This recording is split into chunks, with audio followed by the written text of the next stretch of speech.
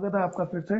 मैं मनोज कुमार यादव आपका फिर से फाइनेंशियल मैनेजमेंट के एक और वीडियो के साथ में स्वागत करता हूं। अब तक हमने कैपिटल बजटिंग के कुछ इश्यूज के बारे में बात करी। हमने ये देखा कि कैपिटल बजटिंग के क्वेश्चंस को किस तरह से सॉल्व करना चाहिए। हमने ये बात करी कि 3 स्टेप्स में जो असेंशियल स्टेप्स हैं किसी भी कैपिटल इन्वेस्टमेंट या कैपिटल बजटिंग के क्वेश्चन को सॉल्व करने के लिए, उनके बारे में हमने बात कर चुके हैं। आज हम टेक्निक्स के बारे में बात कर रहे हैं। ये वीडियो स्पेसिफिकली टेक्निक्स के लिए है कि कौन कौन सी टेक्निक्स और टूल्स जिन्हें हम यूज करके कैपिटल बजटिंग के क्वेश्चन को एनालाइज एंड इवेलुएट करेंगे। ओके, आज मैं जो चालू करने वाला हूं आपको नॉन डिस्काउंटिंग टेक्निक्स से चालू करने वाले हैं। नॉन डिस्काउंटिंग टेक्निक्स कह लीजिए या फिर नॉन टाइम एडजस्टेबल टेक्निक्स कह लीजिए या इन्हें ट्रेडिशनल टेक्निक्स भी कहा जाता है।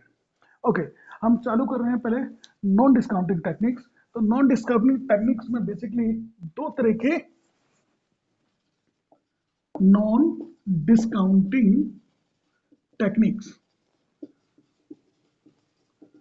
इसमें बेसिकली 2 आते हैं, ARR और पे बैक पीरियड। पे बैक पीरियड ना, पहले हम आज बात करेंगे अकाउंटिंग रेट ऑफ रिटर्न। ये वीडियो स्पेसिफिकली ARR के लिए है। फिर नेक्स्ट वीडियो में हम पे बैक पीरियड को कैसे इवेल्युएट करेंगे उसके बारे में बात करेंगे। तो ARR means accounting rate of return और इसे हम एवरेज रेट ऑफ रिटर्न भी कहते हैं। आप दोनों में से कुछ भी कह सकते हो इसको। तो ARR specifically accounting rate of return, इसका मतलब यह है पहली चीज कि फाइनेंशियल मैनेजमेंट में मैंने बताया था कि देयर आर बहुत कम ही एक्सेप्शनल सिचुएशन होती है जहां पे हम अकाउंटिंग डाटा को कंसीडर करते हैं। उनमें से एक ये सिचुएशन है accounting rate of return calculate करते टाइम पर हमें अकाउंटिंग प्रॉफिट की जरूरत है। Now how to accounting profit का मतलब यहाँ पे क्या है, उससे हम बात को समझने की कोशिश करेंगे। तो अकाउंटिंग रेट ऑफ रिटर्न को कैसे कैलकुलेट किया जाता है, उसका फॉर्मूला क्या होगा, हम उसके बारे में पहले बात करते हैं। ओके, तो ARR is equal to summation of T1 EBIT 1 minus tax whole divided by N divided by initial investment plus investment at the end divided by 2. Now what the interpretation, EBIT का मतलब क्या? EBIT का मतलब आप जानते हैं earning before interest and tax. उसमें से हमने 1 माइनस टैक्स किया है। इसका इम्प्लीकेशन क्या है वो देखेंगे। N means a number of year, कितनी साल का है वो हम एवरेज। क्या मैं इसे कह सकता हूँ जब आपने N से डिवाइड किया है तो ये एवरेज निकालने की बात करो? यस, हम एवरेज की ही बात कर रहे हैं। तो EBIT 1 minus tax divided bye N। Simply ये आपको क्या बता रहा है कि N का यहाँ पे इम्प्लीकेशन केवल इतना है कि N shows a number of year. So average के लिए AO initial investment plus investment at the end divided by 2, इसका मतलब average investment. So formula of ARR become average profit after tax divided by average investment. Average investment. Now हम average profit after tax कैसे निकालेंगे, average investment कैसे निकलेगा, इसके बारे में भी बात कर लेते हैं। एवरेज प्रॉफिट आफ्टर टैक्स, आपको याद होगा मैंने एवरेज प्रॉफिट आफ्टर टैक्स बोल लो चाहे EBIT ब्रैकेट 1 माइनस टैक्स बोल लो, अंतर नहीं है, one and the same thing. कैसे निकालते हैं फिर से देख लेना। Sales minus variable cost is equal to contribution minus fixed cost is equal to your EBIT। इस फिक्स कॉस्ट में डेप्रिसिएशन शामिल है, इस फिक्स कॉस्ट में डेप्रिसिएशन शामिल है ईबीआईटी माइनस, इसमें से हम यदि टैक्स कर देंगे तो जो बचेगा दैट इज ईएटी। जब हम कैश फ्लो कैलकुलेट करते हैं तो डेप्रिसिएशन को ऐड बैक करते हैं, हम यहाँ पे डेप्रिसिएशन ऐड बैक नहीं करेंगे, हम इस पोर्शन की बात कर रहे हैं। यही E A T is equal to E B I T bracket one minus tax है, ये एवरेज प्रॉफिट आफ्टर टैक्स है। ये जो तीनों चीजें हैं एक ही है। तो ईएटी आपने कैलकुलेट किया, ईएटी डिवाइडेड बाय, एवरेज की बात नहीं कर रहे हैं अभी, हम बात कर रहे हैं प्रॉफिट आफ्टर टैक्स की। What the meaning of investment? Investment जो आपने इनिशियली इन्वेस्ट किया है या फिर एक पीरियड के बाद में जो आपके पास इन्वेस्टमेंट है, इसका एवरेज। ठीक है, तो profit after tax divided by investment. यदि हमें average accounting rate of return निकालना है तो दोनों में यहाँ पे भी एवरेज आना चाहिए, that's why the formula become average profit after tax divided by average investment. Now ये तो आपको समझ में आ गया कि ईएटी बेस्ड होगा। What the meaning of average investment? Average investment कैसे कैलकुलेट करेंगे? तो एवरेज इन्वेस्टमेंट का फॉर्मूला होगा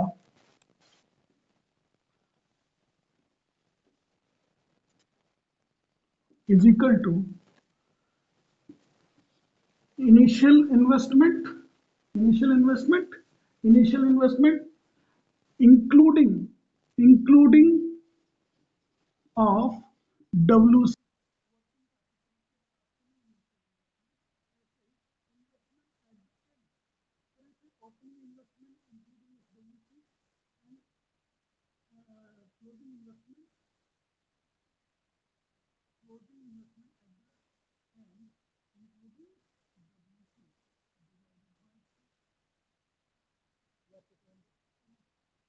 आपने देखा इनिशियल इन्वेस्टमेंट या opening investment including working capital, closing investment including working capital divided by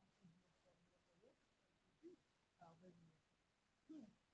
कभी सोचे कि भाई यदि हर साल हम इन्वेस्टमेंट करेंगे तो ओपनिंग और क्लोजिंग सही होते हैं, और सर यदि हमें year one year two year three year four, आप ऐसे पाँचों साल का average,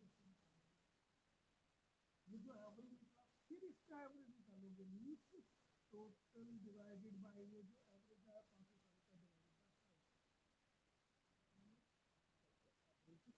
divided by now it comes what average. यदि यदि यदि यदि आपका डेप्रिसिएशन मेथड इस एलएन है, एलएन है, तो इसमें फॉर्मूला आपका एवरेज इन्वेस्टमेंट कैलकुलेट करने का हो जाएगा 1/2 initial investment minus salvage value or residual value or value asset plus salvage value plus working capital. Mind one thing, this formula can be used also. The method of calculating depreciation is SLM is applicable on the purchase or यदि वो method नहीं है तो उस case में आप ये वाला फॉर्मूला नहीं लगाओगे, फिर इस तरीके से आपको कैलकुलेट करना पड़ेगा average accounting.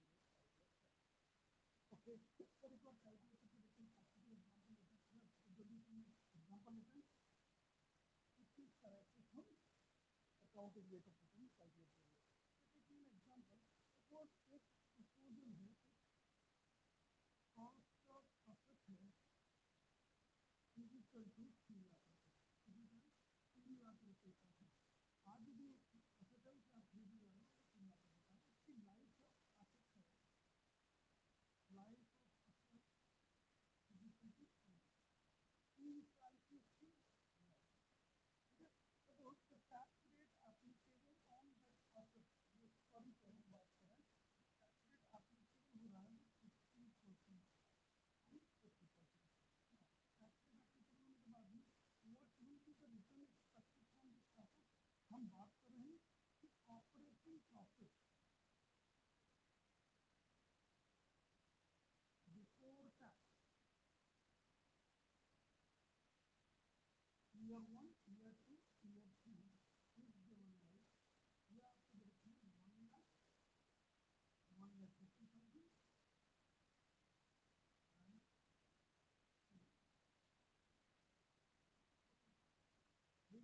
Person, if you are not having knowledge of finance, और आपको ये अंतर नहीं आता था समझ में, तो आप इनकम सर्टिफिकेट कैसे लोगे? सर मैंने 3 लाख रुपए का असेट खरीदा, आज मेरी रेट से 3 लाख रुपए गए, 3 साल में ये मुझे वसूल होंगे, और ये असेट मुझे ऑपरेटिंग प्रॉफिट कितना कमा के देगा? बिफोर टैक्स है 1 लाख रुपए, 1.5 लाख रुपए और 2 लाख रुपए, टोटल मिला करके कितना हो गया? 4 लाख रुपए, 4.5 लाख। मैंने जेब से कितने लगाए?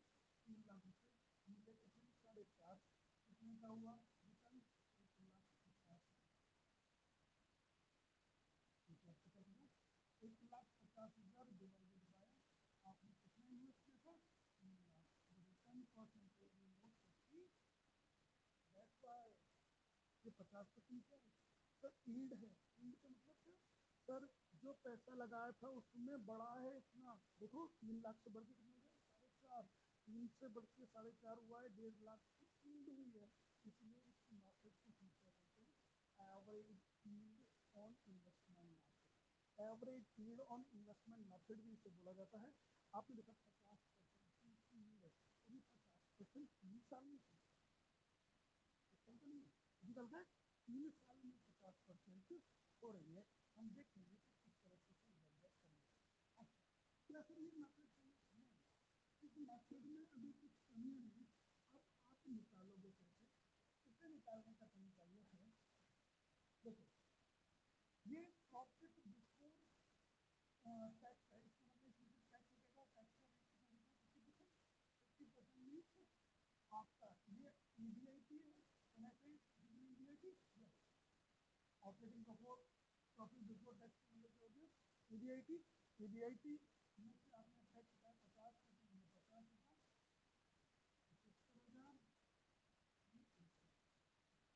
75,000, 2,25,000। ओके सर, ईएटी कितना है? आफ्टर टैक्स कितना निकला? 50, 75, 1 lakh, income plus so this 2,25,000 is what a return in 3 years. Can I calculate the average of this? Yes sir. Average कैसे निकालूंगा? In order to calculate the average return, average profit, ये EAT कैसे निकलेगा? Average EAT निकलेगा divided, number of days कितने? कितना निकला? If you are going to calculate, divide by 2,25,000 can be divided by 2,25,000 divided by 3 times 70। EAT average EAT कितना निकला आपका? 75। तो फर्स्ट स्टेप तो आपने कैलकुलेट कर ली, फॉर्मूला क्या था? Average EAT divided by average EAT।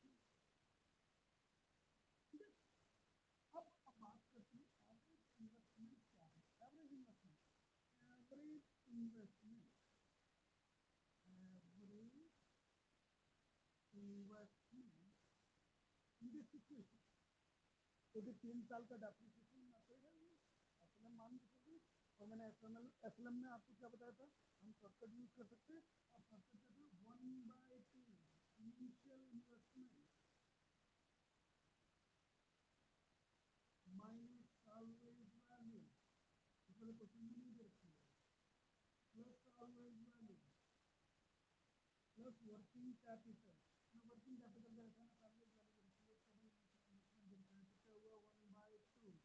Total initial investment दे रखा है, तो क्या हुआ? 1/2 डिवाइडेड बाय 3 डेढ़। सर देखना कैसे?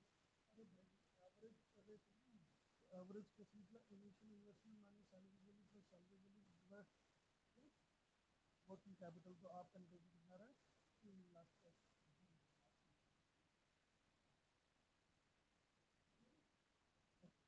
अब सर